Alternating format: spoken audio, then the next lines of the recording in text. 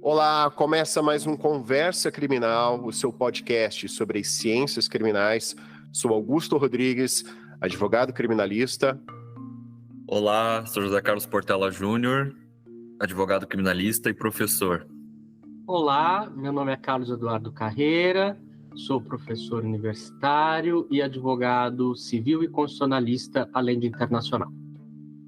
Hoje viemos aqui para conversar a respeito da criminalização da homofobia e da transfobia. Convidei aqui o professor José Carlos Portela Júnior, o professor Carlos Eduardo Carreira, para tratarmos de alguns aspectos jurídicos e sociais a respeito desses temas.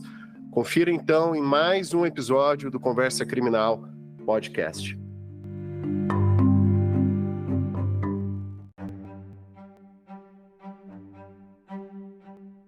A respeito da homofobia e da transfobia, até para uma forma assim esclarecer para os nossos ouvintes, né? Já deixo aqui a pergunta para os convidados: em que se caracteriza a homofobia e a transfobia?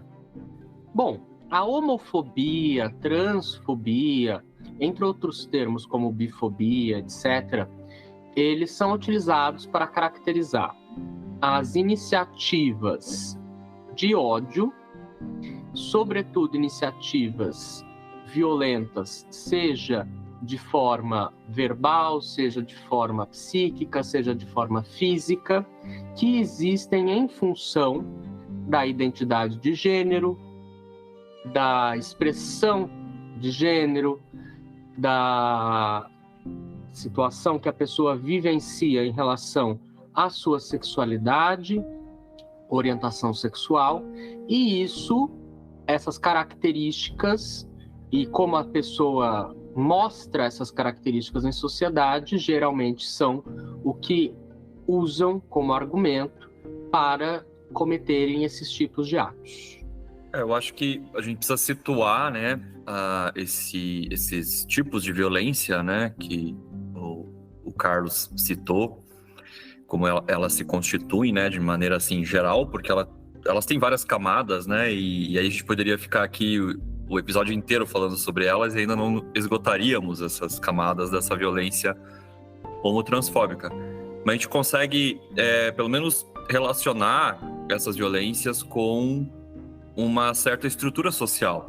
Elas não estão pairando no ar, né, assim, porque tem uma perspectiva de dizer que essas violências têm a ver com caráter pessoal, né? A pessoa é transfóbica, a pessoa é homofóbica, isso tem a ver com uma questão moral, de essa pessoa ser uma pessoa maldosa, que não respeita os outros. Mas isso é algo muito diminuto diante da magnitude dessas violências, porque elas estão relacionadas à estrutura social, especialmente no capitalismo, que são funcionais para a ordem vigente. Claro que elas não nascem no capitalismo, né? Elas são muito anteriores ao capital, mas elas não foram abandonadas pelo capitalismo, muito pelo contrário, elas foram abraçadas pelo capitalismo, né? E sobretudo em sociedades como a nossa, brasileira, que são do capitalismo periférico, a gente vê que essas violências são mais incisivas, né? Mais brutais. Inclusive, citando um dado, que o Brasil é o país que, pelo 14º ano consecutivo, está no topo, né, do ranking dos países que mais matam pessoas trans, por exemplo. Então, isso diz muito sobre o tipo de sociedade que a gente constituiu aqui, né, que vai para além das questões meramente individuais. Por exemplo, se nós pegarmos a questão de como se excluem as pessoas trans do mercado de trabalho, por exemplo, né, onde se estabelece essa compra e venda da força de trabalho, as pessoas trans são excluídas majoritariamente desse mercado de trabalho sob os mais diversos argumentos, né? Chamando-as de, por exemplo, pessoas pervertidas, depravadas, pessoas doentes, enfim, que não são nem úteis para o capital no sentido de poderem vender sua força de trabalho, sendo obrigadas, no mercado formal, vamos dizer, sendo obrigadas a irem para o mercado informal de trabalho, por exemplo, no caso do mercado de trabalho sexual. Então, a gente vê que essa violência ela é muito maior do que aquela violência que se expressa em atos individuais. E aí, por isso, depois a gente pode falar isso mais adiante, a dificuldade de você enfrentar essas violências a partir de um olhar meramente jurídico.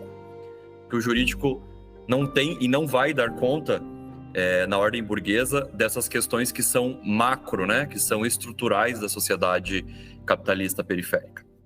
E eu só adicionaria o dado de que, paralelamente ao que Portela trouxe, e está corretíssimo, o Brasil é o país no mundo que, ao mesmo tempo, mais consome pornografia vinculada a pessoas trans e travestis no planeta.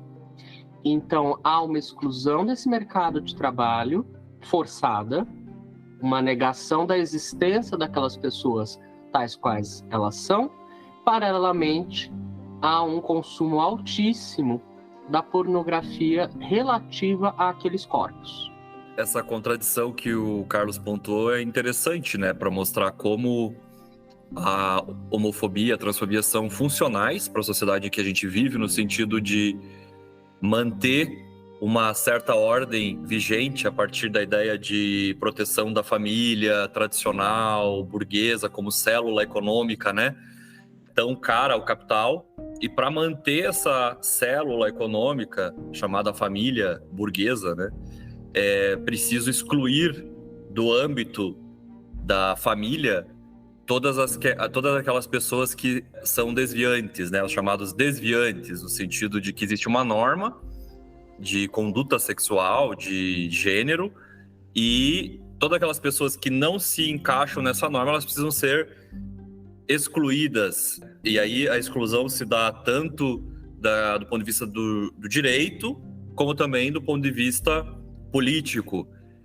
E aí essas pessoas chamadas desviantes, que não seguem a norma, elas são jogadas num limbo de violência, né? A violência tanto dentro da família, quanto também fora da família, ao mesmo tempo em que a gente vê, por exemplo, esse dado que o Carlos trouxe, em que se consome pornografia, né, mostrando que há uma contradição nessa lógica que ao mesmo tempo quer excluir aquele que é o divergente, mas ao mesmo tempo não consegue lidar com a questão de que essa divergência traz choques dentro da família burguesa, né? Então, isso tudo para mostrar que, ainda que a gente diga, né, que a homofobia e a transfobia são muito mais antigas do que a própria ordem capitalista, a ordem capitalista reforça a homofobia e a transfobia, no sentido de justamente proteger esta célula máter, né, da sociedade capitalista, que é a família burguesa, até no sentido até de colocar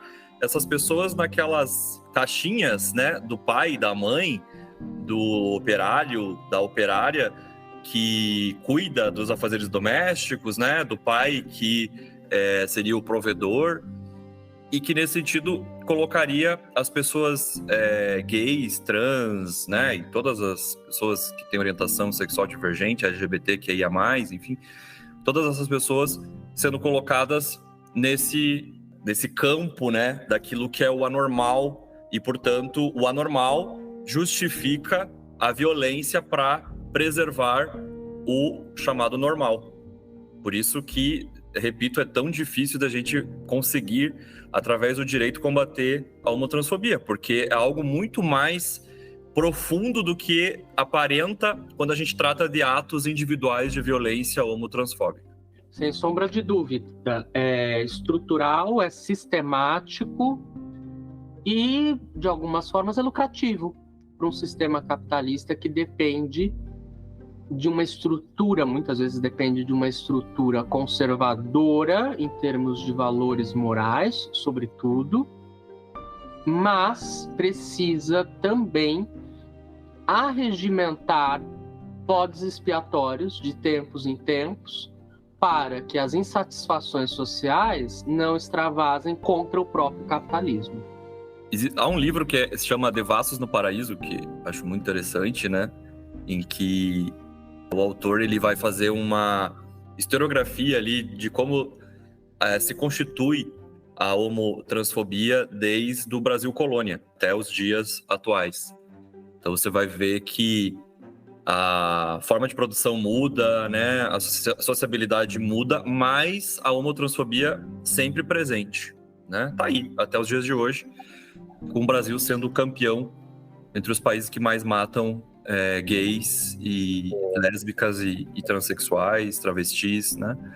E o que é interessante perceber que essa história da homotransfobia é muito antiga, muito mais antigo que o capitalismo, repito, mas como que o capitalismo precisa disso quando a gente, por exemplo, percebe dessa violência, quando a gente percebe o que acontece quando as pessoas travestis, trans, por exemplo, são expulsas de casa e, para além dessa questão de muitas terem que, para sobreviver, irem para o mercado do trabalho sexual, acabam indo para trabalhos precarizados, né? Por exemplo, em trabalhos extremamente desumanos, assim como telemarketing, trabalhos domésticos, né, e até em regimes de semi-escravidão, ou se não, para não dizer de total escravidão. A gente vê isso muito presente, né, nesse segmento da população LGBTQIA+, que por se identificar muitas vezes com o feminino, e o feminino é também foco de violência, né, no capital, acabam sofrendo essa violência direta de, para além dos seus corpos, né, serem matáveis, sacrificáveis, etc., são também foco ou são submetidos a uma superexploração pelo capital, com esse trabalho precarizado. Então isso é um detalhe que eu acho que a gente tem que se atentar, porque isso também é uma decorrência da homotransfobia, né? O fato de que essas pessoas, por não terem uma qualificação profissional, largarem a escola muito cedo, serem expulsas de casa, não terem para onde ir, acabam aceitando esses trabalhos extremamente precarizados e brutais e sofrendo, inclusive, no ambiente de trabalho, todo tipo de assédio, de violência sexual, de ameaça, também uma outra expressão da violência homotransfóbica. Eu diria o seguinte, que o capital ele tem a capacidade para se manter vivo, digamos assim, de aprender e utilizar técnicas e métodos que até, inclusive, são pensados ou foram pensados para combatê-lo. Então, é muito interessante o exemplo de alguns locais, como, por exemplo, São Paulo capital, em que nós temos uma população em situação de rua imensa e composta em boa parte por pessoas trans, pessoas gays, bissexuais, etc., pessoas lésbicas, etc., ao mesmo tempo que nós temos a maior parada de direitos LGBT do planeta, aqui na Avenida Paulista, que movimenta bilhões ao ano e que é celebradíssima pelos governos. Governos que se omitem no combate ao ódio contra exatamente essa população.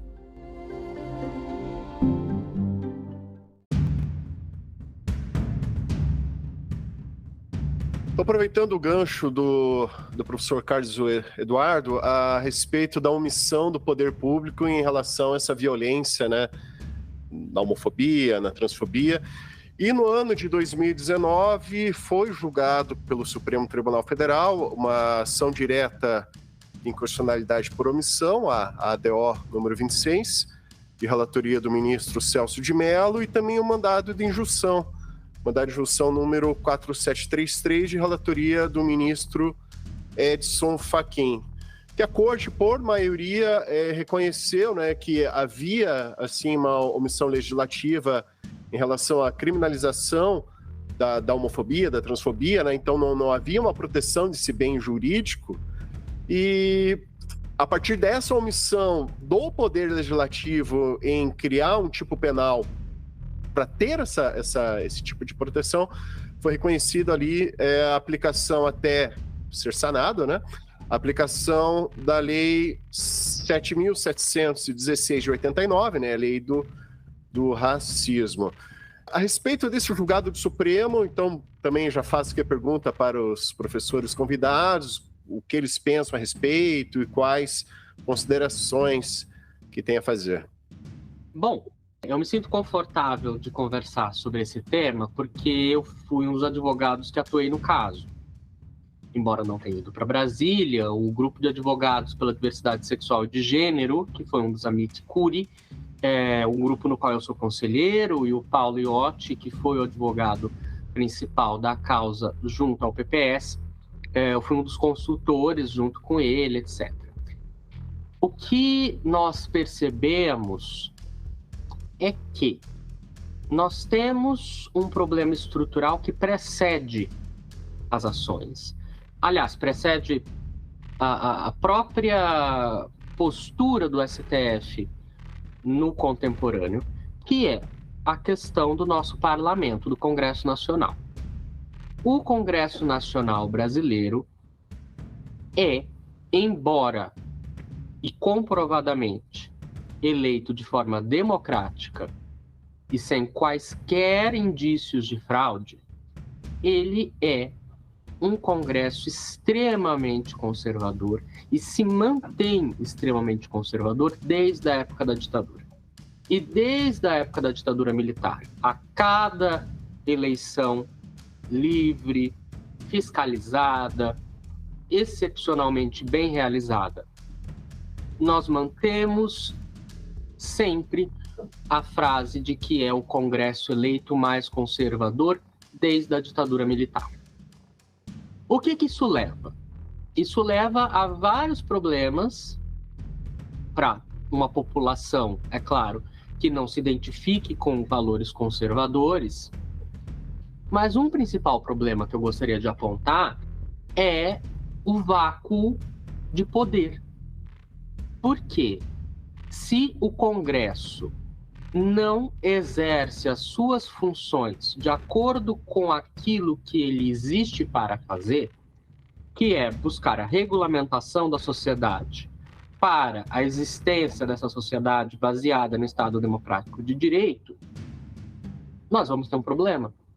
Vamos ter, ao longo do tempo, menos legislações criadas, reformadas, que estejam voltadas para as questões sociais do país, e vamos ter, provavelmente, um aumento de legislações que sejam focadas nos interesses individuais que muitas vezes financiam as campanhas ou que muitas vezes financiam as eleições daquelas pessoas. Então, é infinitamente mais viável o Congresso Nacional aprovar uma legislação que beneficie agroexportadores, por exemplo, que é um grupo extremamente importante da nossa economia, sem sombra de dúvida, mas não é o único, do que uma legislação focada nos direitos de pessoas pretas, nos direitos de pessoas LGBT, nos direitos de mulheres, os tais grupos diversos, ou as minorias, ou o termo que se utilize. Então, esse vácuo de poder, ao esse Congresso não trabalhar por esses grupos, vai ser ocupado. O poder não permite vácuo. Isso é a regra mais essencial desde o início das ciências políticas. E alguém vai substituir. No Brasil, essa substituição, que por muitas vezes foi feita pelo Poder Executivo, se transformou ou passou para o Supremo Tribunal Federal, que cada vez mais, diuturnamente, se ocupa de temas que são a ele levados pelas camadas insatisfeitas da população, da sociedade, que não se veem representadas pelo Congresso Nacional. Eu acho que esse é um tema bem controvertido, assim, né, entre os grupos. A gente percebe, né, Augusto, entre os grupos de advogados criminalistas, professores, né, da seara criminal, porque sempre vem aquela discussão, né? Vamos colocar aqui de maneira bem simplista, assim, em dois polos. Aqueles que defendem, né, dizendo assim, não, é necessário por conta de ter que haver uma lei penal para reprimir esse tipo de violência e tal, e o outro que vai dizer assim, tudo bem, existe a violência, tá? Mas não dá para fazer do jeito que foi feito, com uma decisão do Supremo e não do Parlamento, né? Em razão do princípio da reserva legal, tal da legalidade, né, estrita prevista na Constituição. Então, a gente tem esses dois polos, assim, e eu acho que é muito mais do que isso, né? A discussão é muito mais complexa, assim, porque a gente tem a questão da legalidade, mas como o Carlos bem colocou, a legalidade estrita demanda que a criminalização seja sempre por lei, né? Lei editada pelo parlamento. Mas nós temos um parlamento que é conservador, está nas mãos das elites reacionárias, né? Tá aí o exemplo que nós estamos vivendo agora, nesse exato momento, com o marco temporal, com a questão agora, né? Saiu a notícia agora que o PL fez um destaque ali na MP dos ministérios, dizendo que tudo bem, vai votar a favor do governo só se o governo tirar qualquer menção à população LGBTQIA+, da MP dos ministérios, né? E vimos isso no kit gay, né? No tal do kit gay, do espantalho do kit gay, enfim. E aí como que fica essa questão da repressão penal a esse tipo de violência aqui, que nós estamos falando agora, né? A violência aqui do ponto de vista individual. Porque, de fato, o que o direito penal vai reprimir são as violências individuais, né? A violência estrutural, a estrutura continuará intacta. Nós vamos punir uma outra pessoa e tal, a estrutura continua intacta. Eu não sou daqueles que acreditam que o direito penal vai reformar uma sociedade. Mas, por outro lado, também a gente não pode fechar os olhos porque existem essas violências, né? O discurso homotransfóbico ganhando espaço nas mídias sociais e nas igrejas evangélicas e tudo mais. Então, a gente não pode também ignorar isso. Então, a gente tem uma situação dramática, porque nós temos um parlamento refém dos interesses da elite e nós temos, do outro lado, a violência a tá aí aos olhos vistos e, inclusive, sendo utilizada como moeda de troca no lamaçal da política burguesa, né? Então, eu acho que a saída do STF foi muito inteligente. Eu, como professor de direito penal, tenho que sempre enfrentar essas questões quando me colocam assim, mas você está defendendo então que o STF amplie os poderes para criminalizar e tal. Bom, eu digo o seguinte, a justiça criminaliza a todo momento, a torto e a direito, né? E não desperta a atenção dessas pessoas que fizeram essa crítica em relação à decisão do STF. Por exemplo, quantas vezes o judiciário não usou a lei de segurança nacional, que foi revogada, para criminalizar o MST? E eu perguntei para vocês, onde vocês estavam? Porque eu não lembro de vocês levantando bandeira a favor do princípio da legalidade.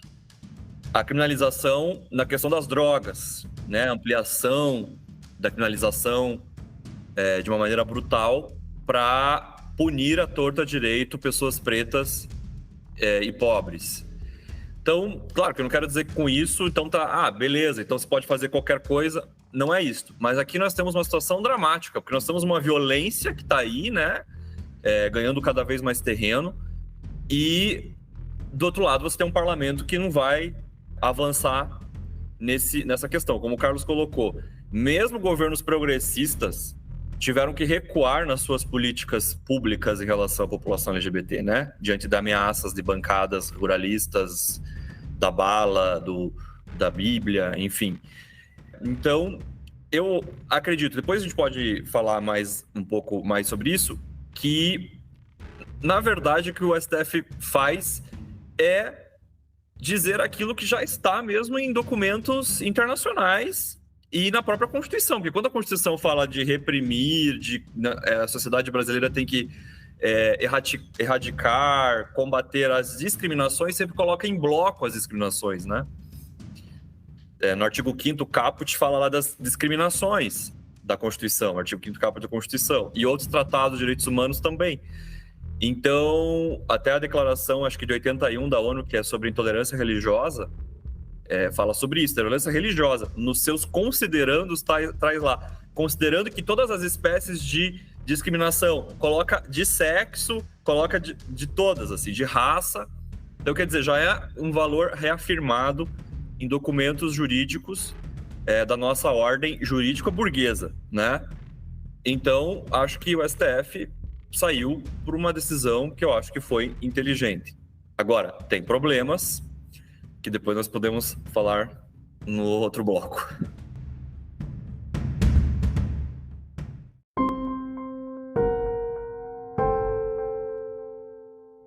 Como o professor Portela citou, né, para nós criminalistas, o princípio da reserva legal ele é muito caro a nós, né? Então, realmente a gente fica ali numa chamada sinuca de bico, né? Quando a gente tem que enfrentar uma determinada situação como essa.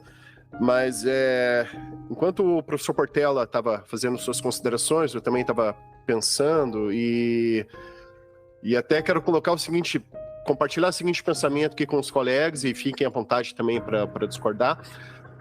Eu tive, por exemplo, um professor de Direito Constitucional que ele sempre citava a seguinte frase, né? A Constituição não pode ser interpretada por tiras. Não podemos simplesmente pensar certos conceitos da Constituição, certas normas constitucionais e ter uma interpretação constitucional a partir dessas tiras, né? Temos que interpretar a Constituição como um todo, uma hermenêutica sistemática, né? Uma interpretação sistemática da Constituição. Claro, temos que entender de onde vem esse princípio da legalidade, esse princípio da reserva legal.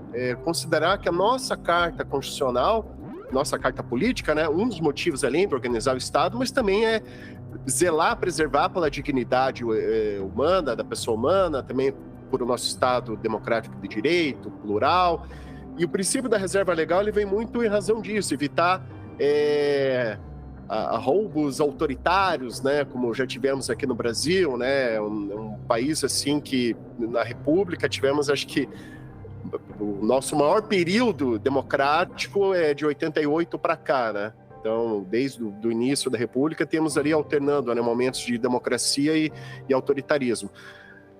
Então, pensar que esse princípio da reserva legal ele vem nesse sentido assim de evitar um arrobo autoritário, um autoritarismo assim de criminalizar determinadas condutas sem, digamos, esse controle do poder legislativo, que é o representante da sociedade, né, no poder público, né, criando suas normas.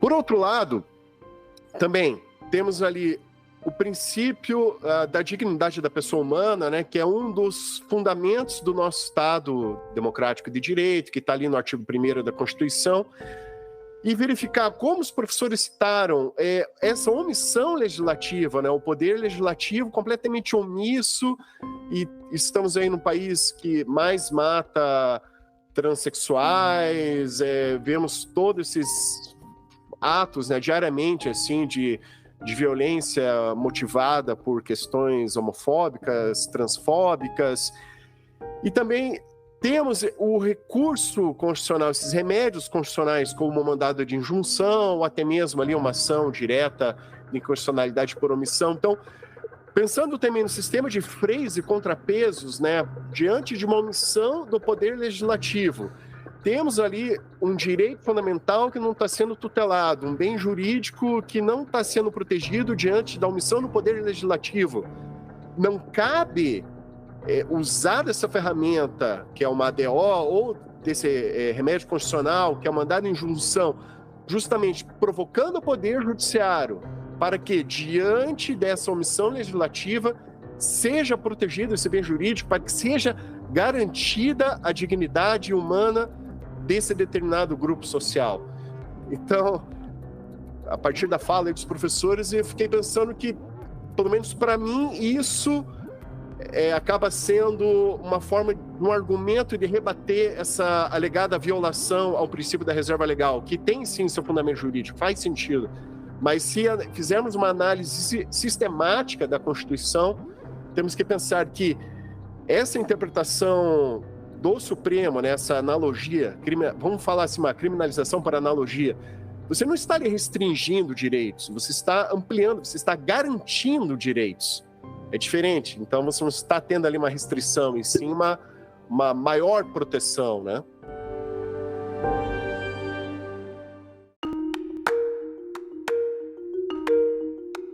Precisamente, Augusto, e corretíssimos, tanto você quanto Portela, nos argumentos que vocês colocaram. A questão aqui tem alguns aspectos. Primeiro, não é novidade nenhuma que a utilização do direito penal, e isso desde do Código de Hammurabi, que a utilização do direito penal é para proteger bem jurídico considerado essencial pela sociedade. O que não é essencial não cabe no direito penal, vai para outras áreas. Até aí nenhuma novidade.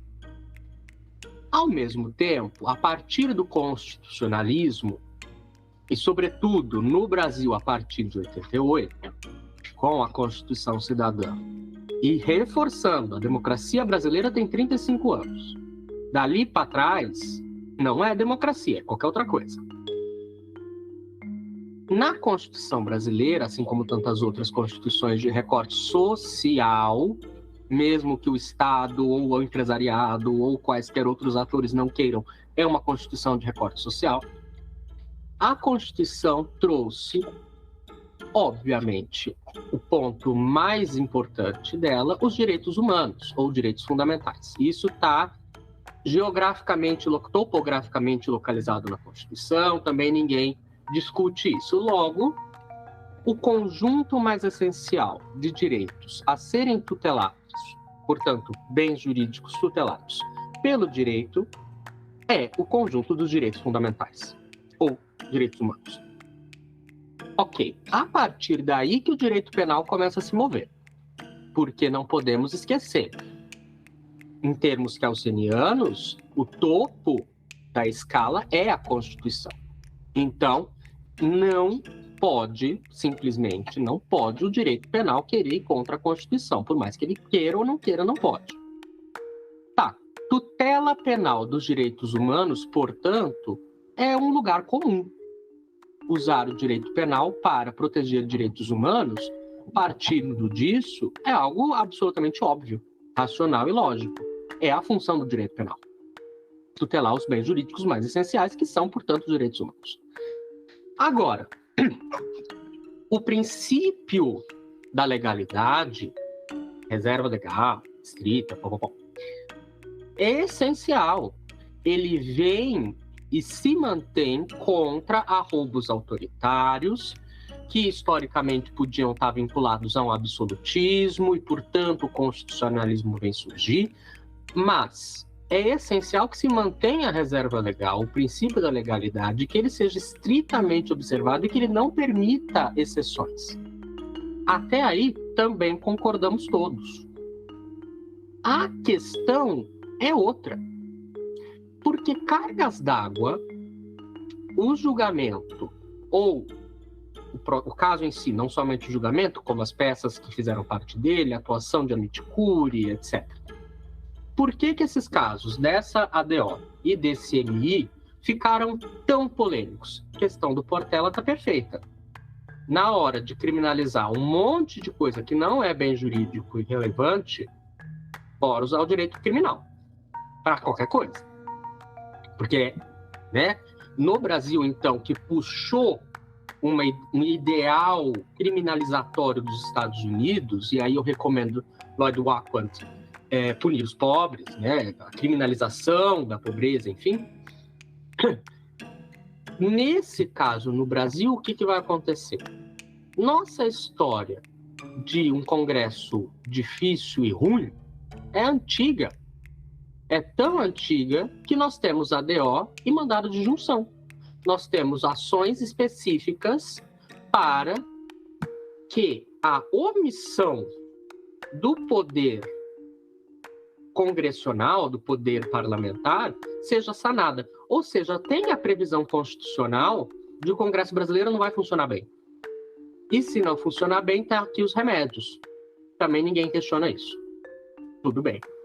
Partindo desse pressuposto, há uma autorização tácita, obviamente, de que o STF deve sim interferir no limite da divisão de poderes nas competências do Congresso, partindo-se da análise de caso em que fique demonstrada que o Congresso está errado ao não trabalhar.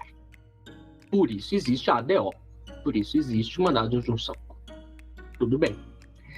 Quando se vem com esse caso, e porque este caso está protegendo um grupo minoritário que é alvo permanente do ódio da estrutura burguesa, e sempre foi, e não só no Brasil, é que se começa a pensar, mas houve aí um desvio, uma manipulação ou algum ataque, enfim, ao princípio da legalidade.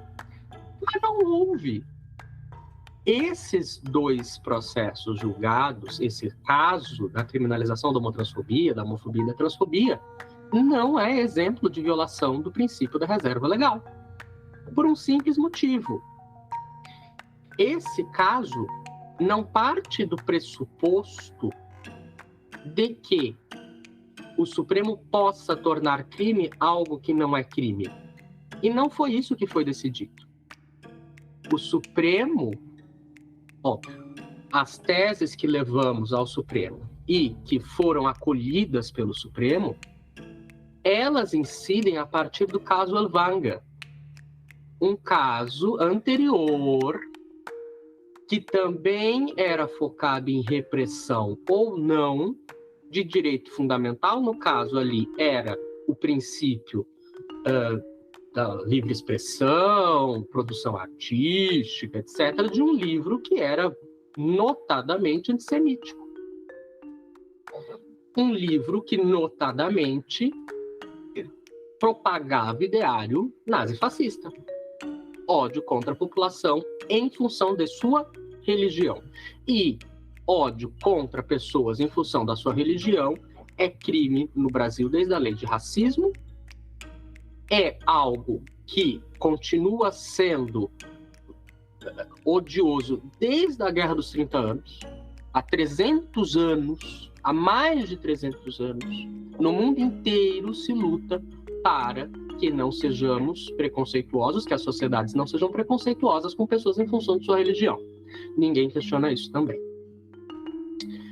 O caso Elvanger foi muito interessante porque ele demonstrou que o direito não está isolado e que o direito, além de sim ser uma ciência, ele deve obediência às outras ciências. Nós não podemos ignorar o avanço científico. E naquele caso, a discussão era, pois bem, mas não é aqui um caso de lei de racismo, uma vez que não se trata de raça, se trata de religião. E a lei de racismo era pensada por parte da doutrina como uma lei focada no combate à discriminação racial. Mas, quando no julgamento daquele caso, as ciências exatas e biológicas já tinham demonstrado com o genoma humano que não existem raças em pessoas. Nós não somos divididos por raças. O DNA de uma pessoa escandinava, branca, em toda a sua árvore genealógica, é exatamente idêntico de uma pessoa africana e negra em toda a sua árvore genealógica. Ou seja, o crime de racismo se torna crime impossível porque a categoria deixa de existir? Não. Óbvio. E naquele momento, também ninguém foi louco a ponto de dizer que o racismo não existe. Mas a correta interpretação foi dada, o STF acertou naquele momento ao dizer: racismo não é apenas em função de raça, até porque não existem diversas raças entre seres humanos. Racismo é preconceito e ódio em função de pertencimento a um grupo social. Isto é racismo. E esta lei, desde o caso Elvanger, assim deve ser interpretada, porque é a interpretação constitucional correta. Quando nós vimos, então, antes de 2017, mas quando em 2017 ocorre o julgamento, há apenas o que a teoria do direito e o criminal, o direito penal, faz parte da teoria do direito. Ele não tem princípios ou bases diferentes da teoria do direito, ele deve obediência às mesmas estruturas da teoria do direito, que são comuns a todo o sistema de direito romano-germânico, basicamente. Ali estava muito claro. Pois bem, se racismo é preconceito e ódio contra grupos por pertencimento das pessoas desses grupos a um grupo social específico, pessoas LGBTQIAP+, etc., são um grupo específico, com ódio motivado por pertencimento a esse grupo. Isso também não é uma novidade, como foi trazido. Princípios de Yogyakarta, 2007, Princípios de Yogyakarta +10, 2017, todos os tratados de direitos humanos a que o Brasil se vincula, e nós nos vinculamos a quase que todos praticamente, todos dizem a mesma coisa. Todo ser humano tem direito à dignidade, etc, etc, etc e tal. Logo, subsunção do fato à norma. Não existe, nesses casos, em 2017, tornar a homofobia crime a partir do Supremo, homotransfobia a partir do Supremo como crime. Sempre foi, desde a interpretação Elvanger. Nós só precisamos deixar isso claro, porque no BO, delegados vão se negar. Agora, partindo daqui, então, os argumentos que determinam que o problema foi efetivamente uma violação ao pressuposto da legalidade, etc., se esvaem. Podem até continuar por teimosia, mas se esvaem. Se a regência kelseniana piramidal, que é utilizada no Brasil, for respeitada, Constituição acima, Supremo acima, interpreta, dali para baixo tem que estar de acordo com a Constituição, não tem problema nenhum aqui. Aí vai ficar, bom, então precisamos de, para ser contra a posição do Supremo, precisamos de outros argumentos técnicos. Quais? Além de pura e simplesmente não querermos, uma parcela da população não querer que este grupo minoritário possa utilizar da lei para se defender contra as agressões. Este é o grande ponto. Em termos de técnica jurídica, não vejo qualquer violação aos princípios da legalidade, reserva legal, etc. Felizmente, boa parte da doutrina, além do Supremo, também acompanha esse pensamento. Alguns professores titulares diversos, como, por exemplo, o professor Fachin, que é um professor titular, Paulo Borba Casella, entre tantos outros. Mas cabe pensar, a quem serve que não seja crime? Porque alguém obtém lucro e alguém obtém prejuízo em qualquer relação social num sistema capitalista. A quem a afirmativa de que o Supremo não poderia ter feito o que fez, e sim ele poderia, pelo que eu comentei agora, a quem serve essa interpretação que, sobremaneira, é uma interpretação inconstitucional e anti-direitos humanos? Porque, óbvio, negar proteção a um grupo social, seja por direito criminal, seja por qualquer outro ramo do direito, é uma posição per se inconstitucional e anti-direitos humanos, algo que as pessoas não podem ser. Há o debate sobre a liberdade de expressão, que é outra questão. Mas isso, novamente, André de Carvalho Ramos, por exemplo, determina de forma muito clara. Há situações em que dois direitos constitucionais fundamentais, igualmente relevantes entre si, vão entrar em choque. Sempre aconteceu, nada de novo. Quando isso acontece, o que se faz? A interpretação constitucional faz o balanço. Qual eu vou limitar e qual eu vou expandir, sem negar nenhum dos dois. Também nada de novo, doutrina antiga já de direitos humanos. E, portanto, o direito à liberdade de expressão é comprimido, não anulado, comprimido, em função do direito à dignidade humana ser expandido para o caso concreto desse grupo social. O direito à liberdade de expressão foi negado? Não. Nem poderia. Os direitos humanos são interdependentes. Se eu nego um, todos os outros vão abaixo, ao mesmo tempo.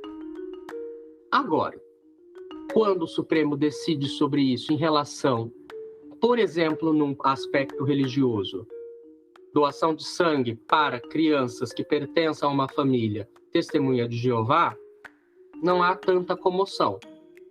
A sociedade se comporta, bom, de fato, é uma criança, precisa de transfusão de sangue, a religião na qual é criada e os pais precisam aceitar que não vão mandar nesse caso. A liberdade religiosa é comprimida pelo direito à saúde.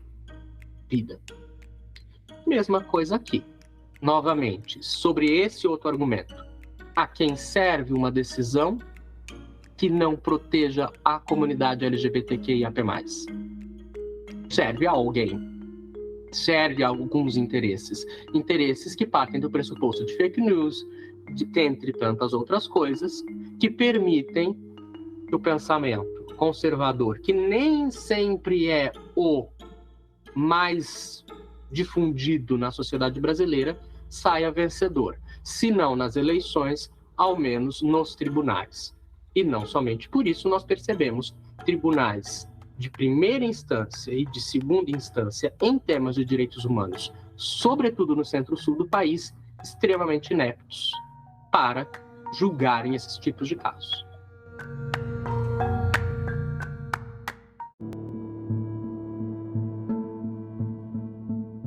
Aí que eu ia chegar naquele ponto que eu tinha colocado, que há problemas, né? Então, a saída que o STF escolheu para esse caso foi, no meu modo de ver, extremamente inteligente e plausível, e o Carlos colocou todas as questões jurídicas aí muito bem, né? Mas há problemas, porque nós vamos, ao fim e ao cabo, lidar com o sistema de justiça para que essa criminalização se aplique ou não, né, nos casos concretos. Então, esse é um problema, né, que a gente já vem dizendo aqui em outros episódios, até quando nós falamos de cronologia crítica, cronologia radical, enfim, mostrando como é o processo criminalizador das agências de persecução penal, a quem se dirigem, né, quais os grupos que são alvo da persecução penal, né, que tem o recorte classista de raça, inclusive de orientação sexual, né, inclusive. Basta ver a forma como a polícia trata mulheres lésbicas que não se identificam com aquele padrão de feminilidade, né, imposto socialmente, né? Ou como tratam gays que não se encaixam no padrão de masculinidade colocado pela sociedade. Então, a gente vai ter que enfrentar isso. Quais os grupos que serão criminalizados com a criminalização da homotransfobia? Essa é uma pergunta. Os grupos econômicos, religiosos, que são econômicos também, né? A burguesia da fé, são grupos econômicos, na verdade. Eles vão ser atingidos por essa criminalização, porque, levantando uma questão, durante o governo Bolsonaro, as comunidades terapêuticas, né, que fazem cura gay disfarçado de terapias e tal, né? Porque aí tem a questão do que foi tratado no Conselho Federal de Psicologia sobre isso. Então, para contornar algumas proibições que às vezes se levantam do ponto de vista científico, a chamada cura gay, as comunidades terapêuticas implementam outros tipos de curas que, né, a gente sabe que, na verdade, é a ideia de reversão de orientação sexual, né? Essa coisa espúria. E essas comunidades terapêuticas são empresas extremamente lucrativas, que se arvoram na liberdade religiosa, no discurso pseudocientífico para poder conduzir essa política, que é uma política de extermínio, porque pessoas que passam por esse tipo de tratamento, entre aspas, desenvolve um sério quadro de doenças mentais que podem levar ao suicídio. Então é uma forma de extermínio da população LGBTQIA+. E esses grupos serão criminalizados? O que a gente vê na mídia, por exemplo, falas homofóbicas, transfóbicas, à torto e à direito, em grupos de comunicação, que são grandes conglomerados econômicos, serão essas pessoas também criminalizadas, né? Então são perguntas que ficam no ar, porque a gente sabe como opera o sistema de justiça. Uma questão também importante, que eu vou colocar aqui com uma pitada de provocação. O mesmo Supremo Tribunal Federal, que saiu com essa decisão inteligente que nós estamos falando aqui, é o mesmo que avaliza a terceirização, que dá ganhos para a bancada ruralista, que passa o trator nos direitos sociais e previdenciários.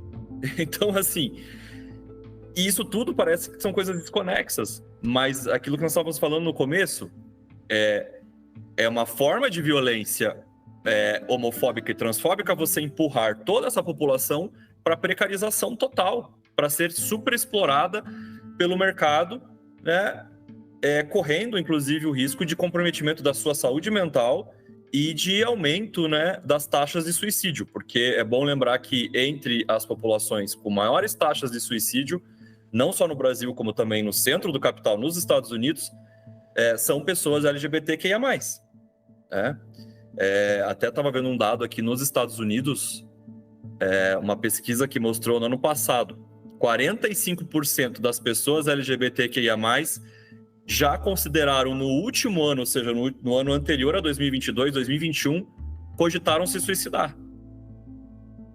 Por conta dessas violências que se avolumam no âmbito familiar, no âmbito social, no âmbito econômico, político, né? Então, em que pese a gente esteja aqui defendendo, né, que se deva criminalizar o discurso, o hate speech, né, o discurso de ódio contra as minorias, a gente também tem que pensar que nós vamos ter que lidar com um sistema de justiça que é um sistema de justiça burguês, que é classista, racista, misógino, homofóbico ao mesmo tempo. Então, como lidar com essa questão tão delicada? E aí, claro, a gente sempre coloca essa questão, em todos os episódios que eu participo, eu sempre coloco isso. A gente não tem como esperar muito do sistema jurídico burguês. Quem coloca as fichas apostando na institucionalidade burguesa, que as respostas vão vir daí para proteger a nossa dignidade, a nossa liberdade, a nossa saúde mental, a nossa vida, tá fadado ao fracasso e sendo muito ingênuo, né? Porque é uma outra questão muito mais relevante que nós temos que lidar aqui, que é a forma de sociabilidade com que nós estamos lidando, que é do capital. E a sociabilidade do capital, ela não é inclusiva para as pessoas LGBTQIA+. Quem se engana, dizendo assim, mas aqui nós estamos no Brasil, veja lá na Europa. A Europa criminalizou a homossexualidade por muitas e muitas décadas. Em vários estados dos Estados Unidos não se pode ter casamento entre pessoas do mesmo sexo. Não se pode, por exemplo, não se admite pessoas trans em certos ambientes de trabalho, de estudo, né? Olha o que está acontecendo na Flórida agora, em pleno século XXI, 2023, né? A perseguição às pessoas trans, né? A Margaret Thatcher foi uma das grandes defensoras da bandeira da homofobia na Inglaterra, inclusive editando uma lei que proibia os funcionários públicos na Inglaterra de falarem sobre qualquer questão de orientação sexual e de gênero em repartições públicas. Então, assim, a gente não pode se iludir que essa democracia burguesa nos trará segurança, liberdade e proteção à nossa vida. De toda forma, nós estamos inseridos nessa ordem burguesa. Então, combater esse tipo de discurso de ódio, me parece que é o mínimo que a ordem burguesa deveria fazer, né? Então, a gente está tentando usar os instrumentos da ordem burguesa para, pelo menos, frear de maneira emergencial esses discursos e práticas homotransfóbicas. Mas a gente sabe, ciente de que nós não somos ingênuos de achar, não, ao defender a saída adotada pelo STF, nós estamos sendo ingênuos de achar, não, agora a homotransfobia vai acabar no Brasil e nós vamos conseguir punir os grandes poderosos que alimentam esse discurso com dinheiro financiando, né? Financiando diretamente grupos que atuam na internet para disseminar esse tipo de informação, como acontece com pessoas que são do MBL, que recebem dinheiro do empresariado para defender nas suas redes sociais a transfobia. Então, essa é uma questão que é importante, que a gente tem que pensar quando a gente fala na criminalização da homotransfobia.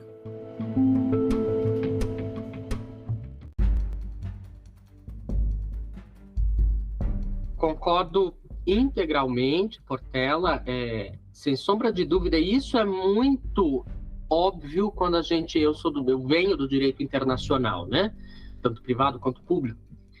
Isso é muito óbvio quando a gente pega a história aí, também da galera da história e tal. Gente, o sistema econômico sempre foi opressor. Nada de novo. E sempre foi superado. Superou-se o metalismo, superou-se o feudalismo, superou-se o mercantilismo, desenvolveu o capitalismo. O capitalismo vai ser superado? Também vai.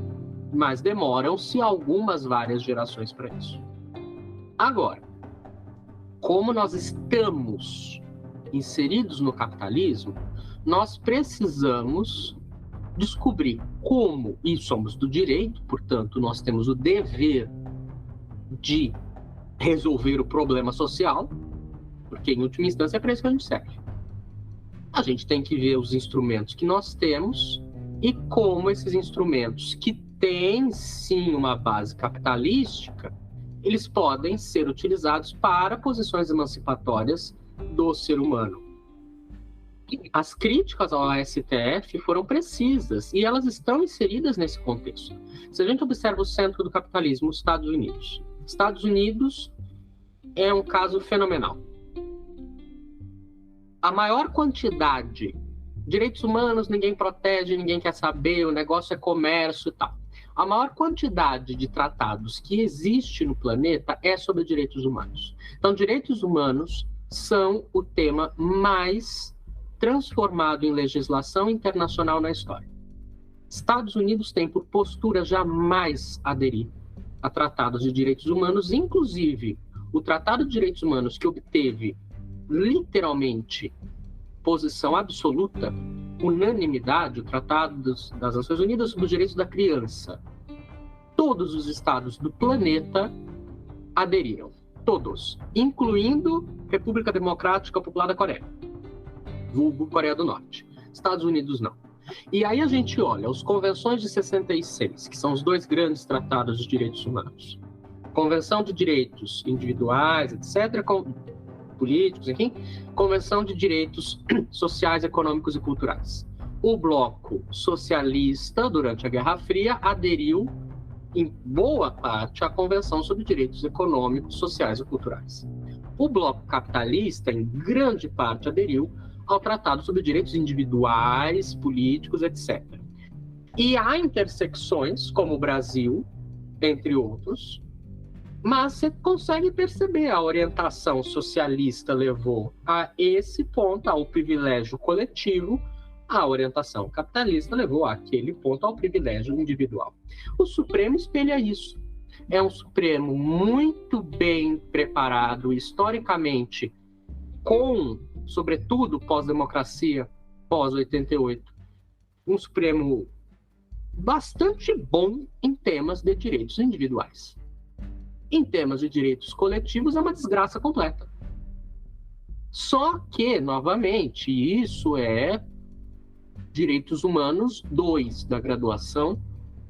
Os direitos humanos são interdependentes. Se eu não protejo, por exemplo, a questão trabalhista, os direitos relativos à vida no mercado de trabalho, terceirização é uma das coisas mais abomináveis dentro desse contexto, eu vou, consequentemente, destruir a chance efetiva de obtenção de direitos individuais. Como, por exemplo, a linha de raciocínio muito boa que Portela fez sobre a precarização do trabalho ser uma precarização que afeta a população LGBT de maneira devastadora. Agora, A grande questão que nos leva a isso tudo é, bom, fazemos o quê?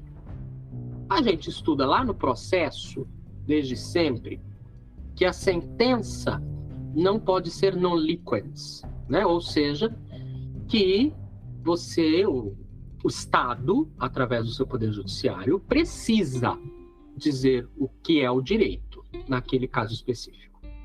Não tem como o juiz falar, muito obrigado, mas dessa vez não vou decidir nada. Sinto imenso.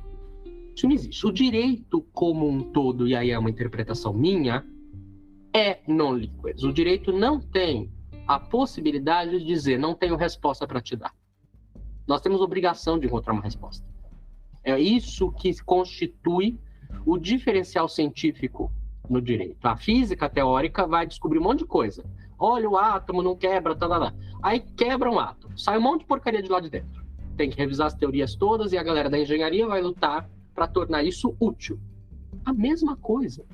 O direito tem obrigação de ser útil. E ele vai ser. Ou para um grupo burguês específico, pequeno, que concentra a renda, ou para o grupo expresso pela sociedade, pela camada da sociedade que pertence àquelas pessoas sem oportunidade, muitas vezes econômica, financeira e social. É uma escolha. E não dá para fazer as duas coisas ao mesmo tempo. Muito difícil. Dá para você ser alguém que luta por direitos coletivos e não ser alguém que defenda governos autoritários. Isso pode. Os últimos 4 anos de governo, que foi um governo tecnicamente genocida sob o ponto de vista criminal e cometendo crimes contra a humanidade sob o ponto de vista criminal, aí dentro do direito penal internacional, ele é um governo que demonstra muito bem esse problema. Como que resolve? Bom, primeiro, muita teimosia. É necessário, e os ativistas de todas as áreas e sub-áreas estão acostumados com isso. Mas, sobretudo, nós precisamos trazer o debate que o Portela trouxe. Quem sai lucrando dessa história? O direito é lindo, emancipatório, etc. Não. Porque o direito, se fosse emancipatório, lindo e fofo, não existiria. O direito existe em função de problemas sociais. Mas já que existe, a gente tem que seguir uma orientação. Qual é a orientação que eu preconizo? A orientação para o direito é a orientação daquilo que o próprio direito elegeu como que há de mais importante dentro de si. Pós-Segunda Guerra Mundial, os direitos humanos. Se você é contrário a essa pauta, eu sinto muito. Você é contrário ao desenvolvimento histórico dos últimos 100 anos e você está em erro. Seja esse erro de orientação criminosa ou não. Tudo que está errado é crime. Aliás, temos crimes demais para coisas que não deveriam ser crimes, crimes de menos para coisas que muitas vezes precisariam ser crimes. Não, obviamente, sou penalista de formação, tive uma formação penal muito focada em abolicionismo, muito focada num direito criminal crítico e num direito penal mínimo, mas eu entendo que enquanto a camada prática que decide o direito, juízes, vamos começar, policiais, formação policial. Depois, delegados, formação específica para autoridade administrativa, penal, de primeira incidência. Depois, promotores, fiscais e os juízes, enquanto essa formação não for humanística, no sentido de que essas pessoas, antes e sobretudo, precisam obedecer aos direitos humanos, não tem salvação, não tem milagre. E aí, concordo com Portela, o direito ele é um remédio, o direito é um band-aid. Ele tenta consertar o problema social, mas a gente não resolve. Quem traz isso é pedagogia. Não à toa, Paulo Freire muito bem trouxe. A deseducação brasileira é um projeto. Não é porque não cuidam da educação, é um projeto. Nós somos um dos países, se não o mais, salvo engano, era o segundo mais, que acredita em fake news no mundo. Isso vem da onde? Isso vem de um problema educacional. Educação não é escola, isso é ensino. Educação está focado além da escola, sobretudo dentro da família, que ninguém nega é a unidade básica da sociedade. Só que essa família não é única, tem vários tipos de família.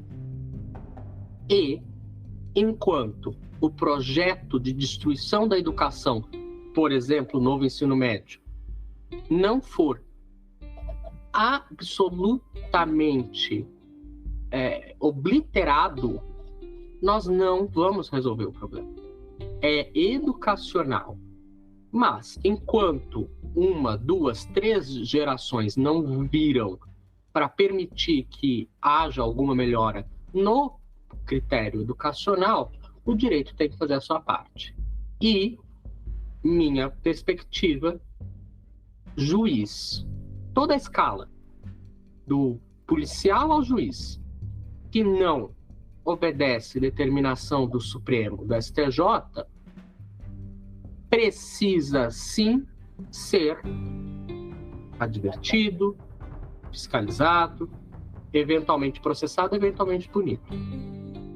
Contudo, a punição máxima para um juiz estuprador no Brasil é a aposentadoria compulsória, baseado numa legislação que nós herdamos da ditadura e que ninguém teve coragem de mexer. Então, de fato, é muito mais profunda a situação. Estamos avançando? Estamos exponencialmente. A gente viveu 2000 anos de violações de direitos humanos. E em 60, nós já avançamos tudo isso, no planeta inteiro. Então, óbvio, do ponto de vista histórico, a evolução dos direitos humanos é fantástica. Mas precisamos ainda ser mais rápidos, porque senão, enquanto isso, várias pessoas vão continuar sofrendo e sendo alvo de injustiça ao longo dos dias em todos os lugares do planeta, não só no Brasil.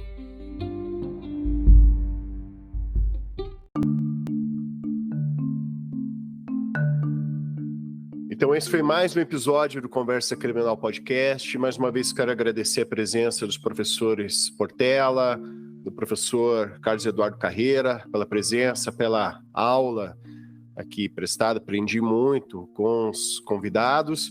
E também já deixo aqui o espaço aberto para os convidados, se quiserem fazer a indicação de algum livro, material, documentário, filme, fiquem à vontade.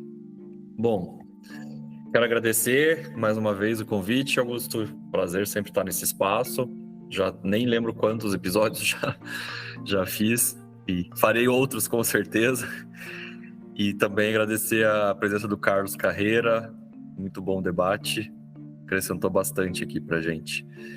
Queria indicar o livro que eu mencionei durante a minha fala ali, que foi o Devassos no Paraíso, do João Silvério Trevisan. Acho que é bem interessante para mostrar essa linha histórica, né? Histórica da homotransfobia no Brasil, de séculos, né? De violência. E um filme que já deixa um aviso de gatilho, porque tem uma cena de estupro, né? Então, não é todo mundo que vai conseguir ver isso e sem se sentir, assim, muito violentado, né? Que é o Meninos Não Choram, que é a história baseada na história verídica de de um rapaz trans, né? Que foi assassinado, violentado, enfim, nos Estados Unidos, e mostra bem a condição como oriundo da classe trabalhadora, né? Sendo também colocado à margem da sociedade por se identificar com gênero divergente, né? O do seu sexo biológico. E é bem interessante esse filme, porque mostra, assim, como a violência, né, da transfobia, da homofobia, assim, deixa marcas na vida das pessoas desde a infância, né, e como essas violências vão se acumulando durante todo o período da vida dessa pessoa. Então, acho que essas são as minhas indicações. Bom, eu, obviamente, não tenho como agradecer a oportunidade de conversar com vocês e todas as pessoas que nos ouvem. É uma imensa honra e um privilégio poder ter esse debate. E com absoluta certeza estou mais do que disponível e agraciado por quaisquer convites. Em termos de livros jurídicos são muito chatos. Vamos ser realistas, são, ninguém gosta de ler. Mas, de vez em quando, é importante. Então eu vou numa coisinha que é mais clássica e, né, cadê? Não tá aqui. Uma coisa mais clássica, que é Norberto Bobbio, Era dos Direitos. E se você não teve acesso a direitos humanos na faculdade, lute para conseguir. Embora já esteja em alguns aspectos superada a questão das gerações de direitos humanos, é importante a gente ter essa noção histórica e ter noção de onde vem a base do direito como um todo. Mas, para pessoas que talvez estejam até em faculdade, enfim, eu não poderia deixar de indicar o próprio Paulo Iotti Vecchiati, o advogado responsável, líder da equipe, digamos assim, que conseguiu as decisões em 2017 e que tem seguramente a obra mais completa em termos de direitos LGBTQIA+ no Brasil, Manual da Homoafetividade. Ele também publicou outras obras sobre especificamente a questão criminal e especificamente a questão criminal dentro da LGBTfobia. Mas eu fico com o conjunto da obra do Paulo, tanto no Manual da Homoafetividade quanto nos outros, porque é uma leitura muito essencial para quem está estudando. E por estudando, eu quero dizer todas as pessoas que estão no direito, porque se a pessoa é do direito e parou de estudar e está só na prática, o envelhecimento da nossa disciplina é muito rápido. Essa pessoa vai se desatualizar muito rapidamente e pode oferecer risco à sociedade se tentar praticar o direito sem estar devidamente atualizada. Então, a obra do Paulo, Roberto Iotti Vecchiati, e, novamente, eu só tenho a agradecer o convite. Todas essas indicações vão constar na descrição desse episódio. Mais uma vez, agradeço pela presença dos convidados. Principalmente quero agradecer você, ouvinte, que nos acompanhou até esse momento. E te peço uma gentileza. Por favor, compartilhe esse episódio com um amigo, um conhecido, um familiar que possa interessar por esse assunto. Assim, vamos divulgando, propagando o conhecimento. Também peço que me siga nas redes sociais, em especial no Instagram, no perfil @augustorodrigues.criminal. Esse foi mais um Conversa Criminal Podcast. Até a próxima e um grande abraço a todos.